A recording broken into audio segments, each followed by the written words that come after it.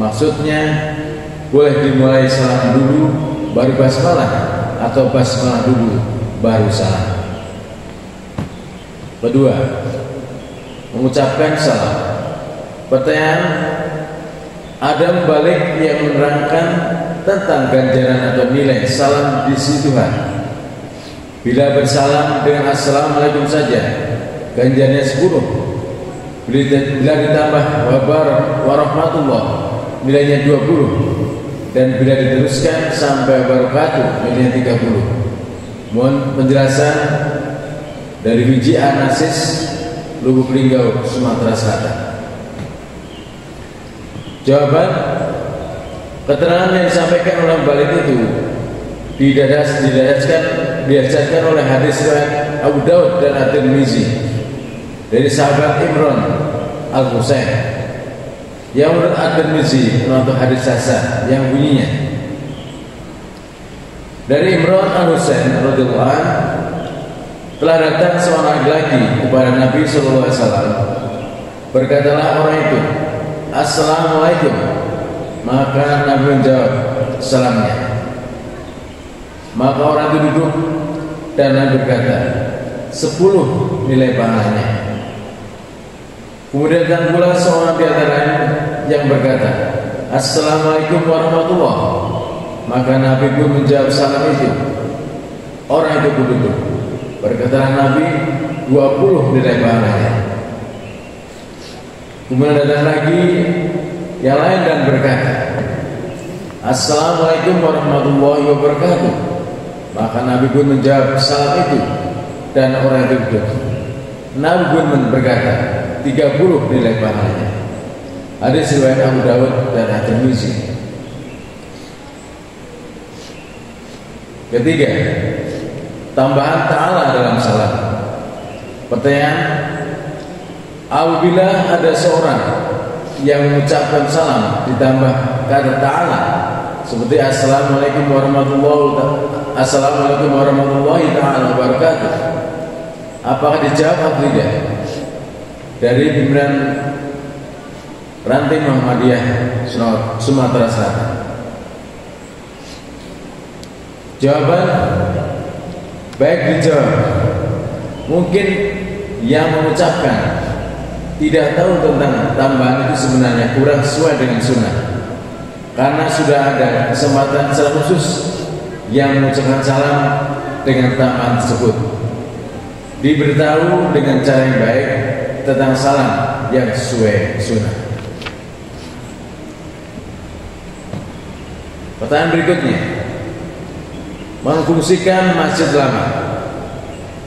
Pertanyaan, di kampung kami ada sebuah masjid yang terletak di sebidang tanah kepunyaan seorang warga dan mengizinkan tanah itu dipakai untuk keperluan masjid serta ibadah sosial lainnya. Karena jamaah semakin banyak, masjid tersebut tidak dapat lagi menampung para kaum muslimin atau muslimat. Oleh karena itu, dibangunlah masjid yang lebih besar lagi, namun masih berdekatan dengan masjid yang lama.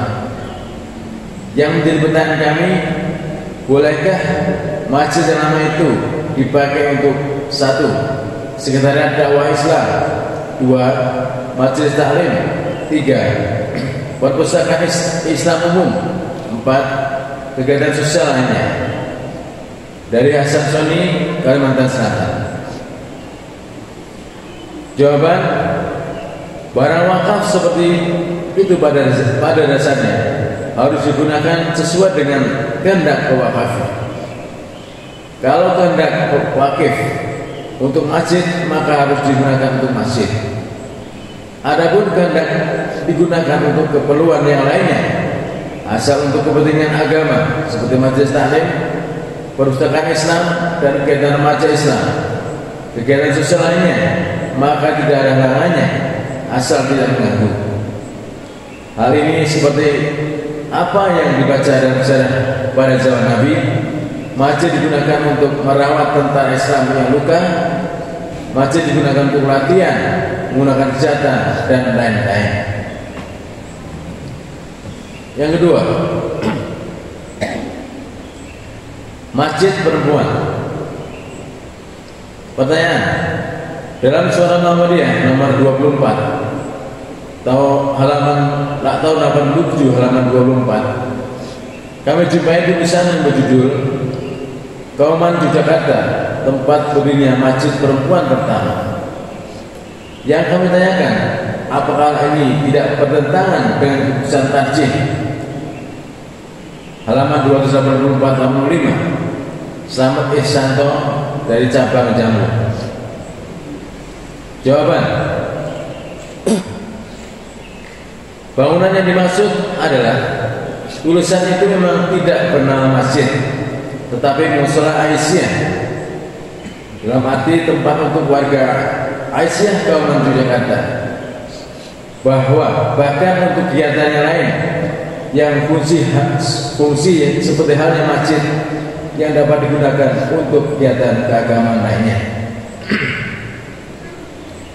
Jadi penulis maksudkan, dan masjid dalam tulisan itu bukan masjid yang dimaksudkan sebagai tempat peribadatan umum umat Islam yang dapat digunakan hanya untuk wanita dan pria melakukan sholat, tapi masjid dari segi bahasa tempat sujud yang lalu diberi tambahan kata perempuan untuk memberikan kekhususan bahwa di Kauman itulah yang pertama kali didirikan tempat sholat khusus wanita, bukan maksud menonjolkan kata masjidnya. Nomor 3, pidato dakwah di masjid. Pertanyaan, apakah pidato dapat dibenarkan di dalam masjid?